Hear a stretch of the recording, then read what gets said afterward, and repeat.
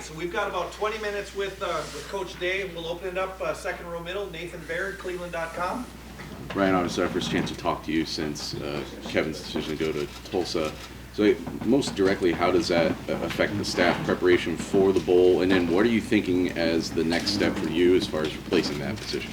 Yeah, so we'll kind of cross that bridge after the season. We're going to just focus on right now. But Kevin, we sat down and talked about this as we knew it was a possibility, is that, he's going to continue to coach throughout the bowl game. He's been doing a great job of that. He's got to, working 24 hours a day right now, but he's keeping, certainly Ohio State in our path to the national championship first and foremost in his mind. And then he's, obviously got a lot going on planning ahead at Tulsa, but he's been at practices. He's going to be here again this weekend. And so, it's a challenge when you have to kind of juggle both things, but he's going to make sure that he does everything he can to help us win this. It's kind of widely out there that Keenan would be the guy that you're looking to replace that. What can you say about him and just how he fits into what you're doing now, I guess, heading into the bowl game? Yeah, we're not going to do anything formal till after the season, but I can say this, that Keenan Bailey is just he's an excellent coach. He's a really sharp young man who's going to do unbelievable things in his career.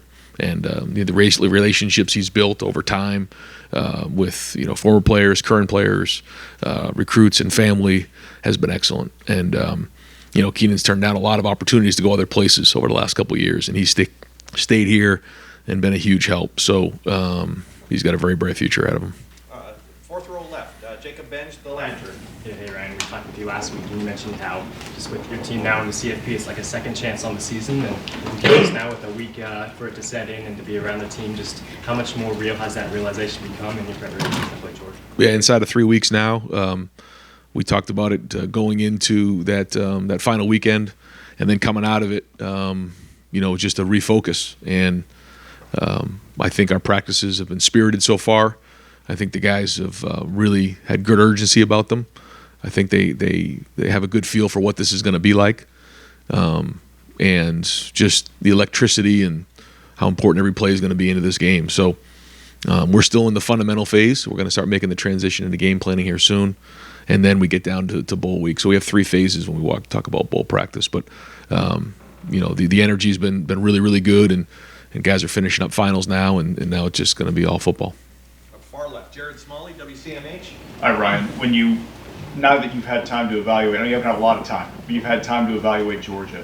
You look at them offensively, and it's an interesting group, right? Because it's not a group that's loaded with superstars at receiver and a superstar running back, but they have extraordinary depth at tight end, and they have as veteran a quarterback as you can have in the college game. I'm just wondering how you evaluate them offensively and their unique nature as an offense. Yeah, I think they do a great job of playing off the defense and special teams. All 3 are put together really well, but specifically on offense, I think Bennett kind of is the one that gets it all going, and certainly they have talent across the board. Their offensive line's big. Both tight ends are very, very talented. Running backs are very good. Receivers are very good, but it's the quarterback that makes it all go. And he's played unbelievable, deserved certainly an opportunity to be down in New York City on Saturday night. And what an unbelievable story of somebody that came through a lot of adversity along the way in his journey to get to where he's at. So from afar, it's been a joy to watch him compete. And so I think they do multiple things. They're creative in how they do them, and they're certainly playing good football here down the stretch.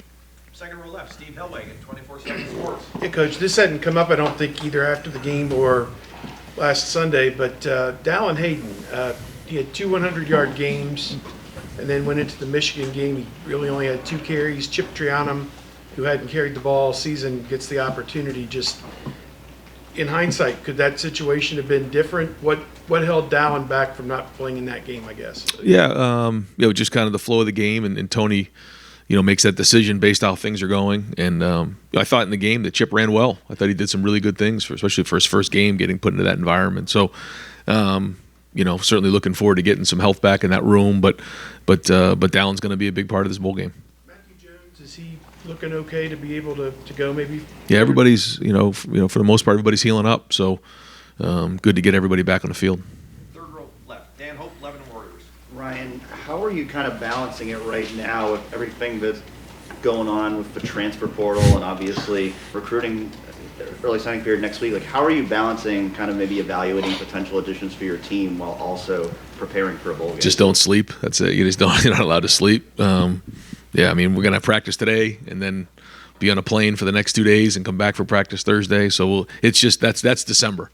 I was laughing with somebody growing up. When you hear the month of December, you think about Christmas and holiday times and everything else. And when I think of December, I think about bowl practice, think about recruiting, think about home visits, think about transfer portal, think about all these different things. And it's with the early signing period, obviously that changed a few years ago. That everything got sped up here. But that's December in big time football, and our guys are working really, really hard, and don't get a chance to see your family very much this time of year. But that's part of it. That's what you want to be. You want to be in the CFP this time of year. You want to be involved with great recruits. You want to have all this stuff going on, and that's exciting. So it's energizing because obviously you're relevant this time of year, and you're involved in some great recruits, and you're swinging as hard as you can. So this is exactly the way you want it, even though sometimes you wake up with not a lot of sleep. The roster construction for next year, what maybe do you look at as what you guys might need to do in the transfer portal? We look at everything, and it's constantly changing, trying to do the best we can. Certainly for us, I think we've done a really good job of identifying the right fit here. It's very difficult to just walk into Ohio State and our culture and just walk onto the field because there's a lot of pride here, and guys have to earn their right to get on the field. So, certainly if there's something that we can do in terms of upgrade in a certain position, we'll always do that. That's our job.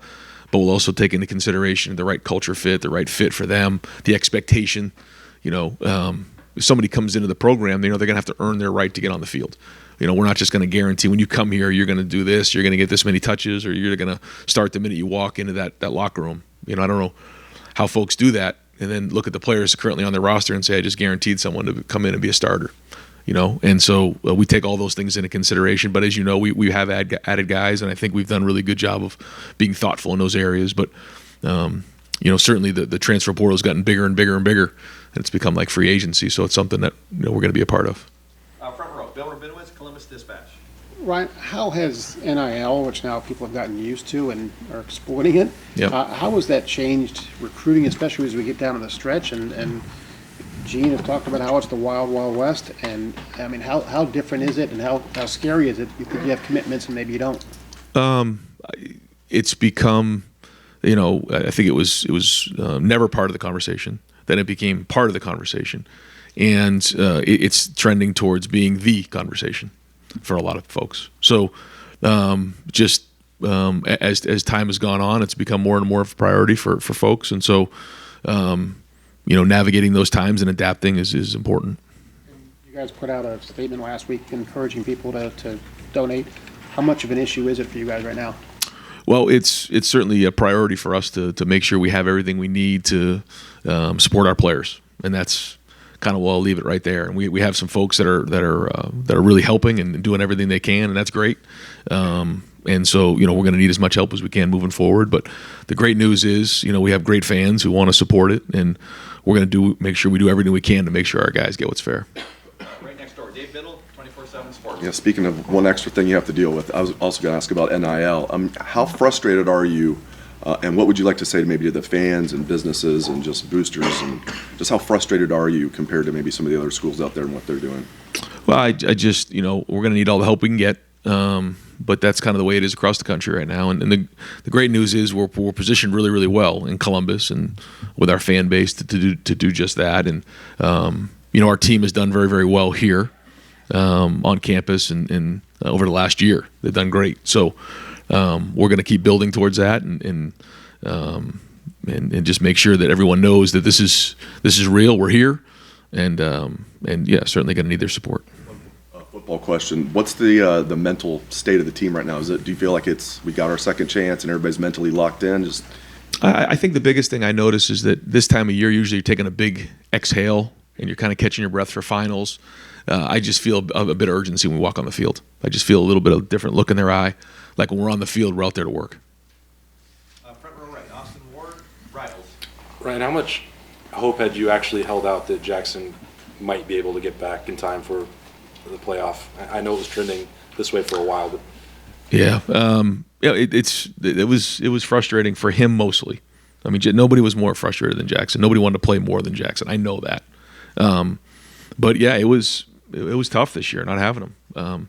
We had a lot of the offense kind of designed around him, and then had to adapt as time went on, and hoped we'd get him back. But it never quite got to where he was comfortable playing, and then certainly got him reevaluated there the last month, and just got determined that he wasn't going to be able to make sense for him to go back on the field. Just too much risk there, and it was hard for him. I know it was really hard for Jackson this year to sit around and watch his teammates play and his body not allow him to play. And I think in a day and age where you're not going to go out there and give a lot of detail about what the injury is, and so many people questioning and asking for him, that wasn't easy for him either. And I think we knew that it wasn't going to be able to play this next month. It was kind of ruled out by the doctors, and so they made the decision. Just felt like it was time to kind of put it to bed so that he can get a little peace, because it was hard for him this season. Yeah. I know this sounds crazy because of how good he is, but is there any part that's beneficial to you? Like, okay, this is the final decision. He's not coming back. They have a month to prepare everybody. I know you played all season without right. him, but is there any part of that that's, well, we can't even have, there's no thought in your mind that Jackson's part of it? Sure. Yeah. I mean, you just kind of move on from that, and you plan accordingly, which was what we've done all season. So, we were kind of moving forward without, and then if we did, it was going to be a bonus at some point during the season. But yeah, it definitely hurt not having him around for sure. Right next door, Tim Bay, Letterman Row. Yeah, just two quickies. Did you ever have any interaction with Mike Leach? Did you ever meet him, et cetera? And number two, you just outlined your schedule for the next, and not that necessarily a schedule contributed to what he went through at the end there, but the workload you guys all carry. But number one, that part about Mike, had you ever met him? What are your thoughts on him? Yes, I met Coach Leach a couple times, and certainly have a tremendous amount of respect, and certainly want to really send prayers and thoughts out to his family and to all those down in Mississippi State, and all the folks that he's coached with and for, and the players. It's just 61 years old. It's just it really makes you take a deep breath, like you said, and think about life in general. Because life can move fast, and there's certainly a lot comes with this profession. But to lose him that young, it's a tragedy. And one thing, I guess, I didn't know him as well as others, is it looked like he enjoyed his time. He did, and it's like he did it his way, and there's a lot to be said for that. And college football is certainly going to miss Mike Leach. And when you're sitting there Saturday night, and you're watching CJ, it was a good feeling he probably wasn't going to win it, but he was there. You know what I mean? At the Heisman, are you proud of of how far that guy has come? I mean, what are the feelings you're feeling? And then number two, people keep asking me, what's his legacy? And I go, well, it really hadn't been totally written yet, but what do you think is his legacy to this point to Ohio State football? Well, I think when you take a step back and you just look at things in general, the fact that this will be our third CFP appearance in 4 years. CJ was our fifth Heisman Trophy finalist in 5 years. Certainly there's a lot to be proud of there. But I think he also would like to win it. And that's part of it, because he's competitive. We're all competitive. But still, that night to me is about recognizing really good players and their seasons, and that to me was about that was CJ's night to get recognized again, even though he didn't win it, because of the high level of play that he's had over the last 2 years. And so I know he's very, very excited to play in this game. He's given a lot to Ohio State, and certainly that was a great opportunity for him to be with his family and get recognized for that. But he's going to work really hard over the next 2.5 weeks to play his best football here, in the CFP. Thanks. Right behind him, Doug Maurice, Cleveland.com. Just to double check, are you anticipating that Travion Henderson will practice and prepare for the Peach Bowl? Yeah, I mean, I'll probably give you an update on Trey here, probably in the next few days. I don't really have an update on where he is right now, as we kind of get off the road. So, and it's kind of like that with everybody. And I'm not sure exactly when we give an injury update, Jerry, on this. We'll have to talk about that. But as I get off the road, we'll we'll get back to you on that one. And what you had just mentioned, signing day, that's kind of like, for the NFL, that's kind of like the draft, right? And the portal, that's kind of like free agency. And I'm trying to imagine if the NFL had free agency and the draft in the middle of the playoffs. And that would be weird, because, like, why would you do that? Why would you jam everything together at the same time? Especially in a world where the 12-team playoff is coming and you're going to be playing playoff games even earlier in December. Like, what are we doing? I can tell you I've asked myself that question a few times over the last couple of weeks. Yeah, there's a lot going on. I think what happens is, because there's so much change, that when decisions are made to make change, we don't always know what the ramifications are in 2 or 3 years out. And the early signing period certainly made a lot of sense for a lot of folks. It certainly saves a lot of energy and time in January, but it makes for a hectic December. Then with the portal opening up, it certainly made it even more hectic.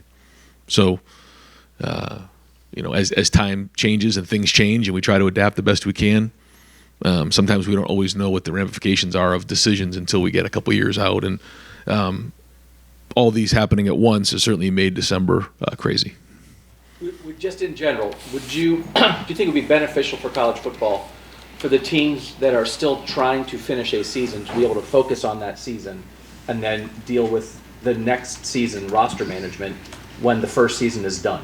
Ideally, yes. I just don't know, again, what that all means. If you make that shift, how does that change, other things? But yes, in a perfect world, you'd like to be with your team this time of year for sure. But that's not the way it is, and so those are the rules, and we'll just make it work. Right behind him, Cameron T. Robinson, The Athletic. Ryan, you guys have played a good crop of tight ends at times this year. Yep. Georgia's tight ends are probably the best you guys will play. What about them stands out that makes them so special?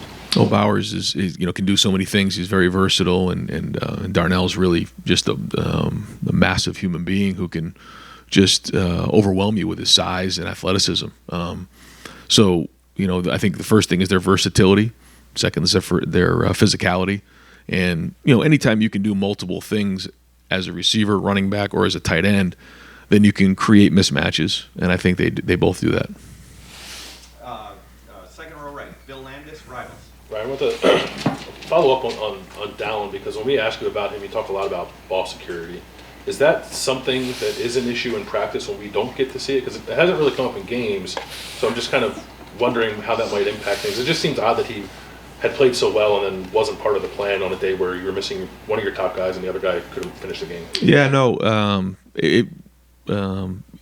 the ball security is just something we talk about all the time as running backs. It's just the number one thing is when you hand the ball off, they got to do a great job with that. So no, that didn't play into the decision at all. How, I guess, he's a young guy who had played well the previous 2 weeks. How did he take probably not being as part of the plan as I'm sure maybe he thought he would be, given what your running back situation was going into that game? Yeah, it just kind of the way the game went. It just got a little, down the stretch, a little more protection, and so let Tony handle that part of it. But Dallin wants to play, and he's going to continue to play. Right behind him, Tony German, Buckeye Huddle. Ryan, we've heard rumors around the country of this recruit getting this much, that recruit getting that much. You were just talking about how it's become the conversation. What does the NCAA do? Like, where is the NCAA in all of this? Well, that's a deep question that I'm not going to jump into right now. But I will say there are times where you ask that question, what are we doing? Yeah. I'll just leave it at that right now. Got time for just a few more, folks. Front row, Joey Kaufman, Columbus Dispatch. Ryan, with this game and the location of the game, it's not a typical neutral site game because it's an hour and a half from Georgia's campus. What are you expecting as far as the crowd and contingencies, as far as maybe having the silent counts, things like that? Just how do you see that being a factor in the game? Well, just it's going to be an electric atmosphere, and we'll be ready for anything. And that it's a great venue for a game, and certainly I know it's going to be loud there. So I know Ohio State's going to travel very, very well, but we'll also be ready for a loud environment and just make sure we have all the tools ready if we need them. Second row left, Stephen Means, Cleveland.com. No, there's a way. This doesn't come off accusatory, so I just have to go for it. Whether it was Jackson, how he came back, immediately got hurt, and he's right back out, and you're kind of waiting on that. And Travion and mine, it felt like every other week it was kind of musical chairs of which one was available. And even Travion came out and kind of revealed a little bit what his injury was. Has there been any discussion on, injuries happen, but in evaluating how they were handled in terms of whether players should be able to be available for games or not on a week-by-week basis when it feels like a guy like Trey who was playing 1 week and then a week later he's back in the boot and vice versa. Yeah, I mean that's why we have our professionals and that's why we have doctors and it's above my pay grade. So I kind of stay out of those conversations and I mean, and there's different things that in the game of football you can be hurt and bruised and bumped and you work through it. There's other just injuries that you physically can't work through. And so, that's part of football, and that's the frustrating part of football. But I certainly let all those decisions go to the doctors, and I stick to coaching football. Fourth row middle, Andy Anders, Buckeye Sports Bulletin. Yes, Georgia has one of the best defenders in the country, defensive tackle Jalen Carter. As a play caller, when you're scheming this up, obviously without giving too much of the game plan away, how do you to what extent does it impact your play calling to face a defensive tackle with that sort of presence? Well, he's very explosive, very disruptive. He's in the backfield a lot, so you got to know exactly where he is all the time. Plays really, really hard, plays with good leverage. Like you said, one of the best tackles in the country, one of the best football players in the country. And you can see it. He's very, very productive. So it'll be a big challenge for our guys up front, and we'll have to know exactly where he is. And final two questions, or final three questions. Spencer, you got one? Spencer Holbrook, Letterman Row. Yeah, Ryan, kind of going off of that, when you're trying to get Matthew Jones healthy and then you've got experience with Luke, your tackles are as solid as anybody in the country, but how important is it going to be for you guys to make sure that guard center guard is as on their A game as possible in this game against the front like Georgia? Yeah, I mean, certainly you have to drill it, you have to work it all month, you have to talk about it, you have to give them a plan, and that'll be a big part of the game for sure. Is winning the game up front, like it always is, but certainly in the interior, it's going to be even more amplified. And Clay Hall, WSYX. Coach, you said a few months ago, let's cut to the chase here on NIL, it would take $13 million to maintain the roster. Where is the Ohio State kitty right now? How far or how close to that figure? Right, and I think that's the thing that we're working towards, but it's here. It's not, and like you said about the NCAA, right now it's not going anywhere. So, embracing it, moving forward, and having all those things working towards exactly that is where we all have to be and where we're going. And so, I don't know exactly where we're at with all that right now, but that's the goal. I mean, that has to be it. And we're all in. And again, we got to do everything we can to fight for our players to make sure they have what they need. And we got to be on the forefront of that. So that's important. And our players need to know that we're fighting for them. We are, and the same thing with recruits. And final question, Jeremy Birmingham, Rivals. Ryan, with all of these fundamental changes happening around the game and priorities changing for recruits and their families and the transfer portal and all the tampering and everything else that's going on, at what point do you have to consider if you need to make fundamental wholesale changes to your approach, whether in the transfer portal or on the recruiting trail? How tough is it to sort of balance what you think is right versus what you see happening? I think you figure out, okay, first off, is it an upgrade, on the field? And then there's the culture part of it. And so you just, you kind of look at your roster and figure out what needs to be done. If you feel like you're healthy in one spot, whether with talent, with culture, then you don't need to make a change just to make a change. But if there's a hole in a certain area, you got to get it fixed. And how do you do that? Do you get it fixed through high school recruits, or you get it fixed through the portal? And so those are really the two things you try to identify. Do you have enough talent there physically, and then where's the culture and where's the fit? Because somebody who fits at Ohio State maybe doesn't fit at somewhere else, and vice versa. I think it's very, very important to understand what it means to be a Buckeye, and then just the culture of the team. Understanding what's important here and how we do things. So, I think you look at those two things, and if it needs to change, then you change it. You're constantly identifying it and trying to get it better. There's a line in the sand at some point where you have to say, as a program, okay, we've tried to do it the right way, and now to keep up, this has to happen? In terms of what? Like just changing the overall philosophy as far as the transfer portal. You've been very, very reluctant to dive into it unless it was a clear upgrade. And now you see players willing to move in and out of rosters just for NIL opportunities or tampering that happened with former coaches they used to know or whatever. I mean, is there a moment where you sit down and say, maybe we need to rethink it? I mean, we rethink it all the time.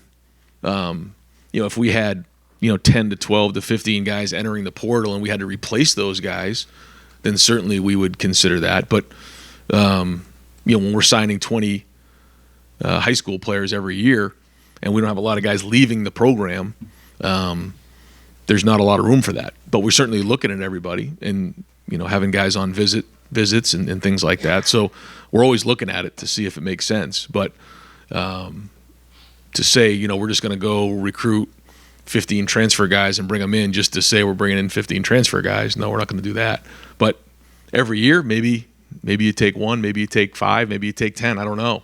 We'll have to continually figure that out on a year-to-year basis. But to sit here and say I just think we're going to go out and start recruiting a bunch of guys in the portal philosophically, it'd have to make sense for the roster, which I'm not against. It's just only if we think it's an upgrade and the right fit. Coach, thank you very much. Thanks, guys. Yep. I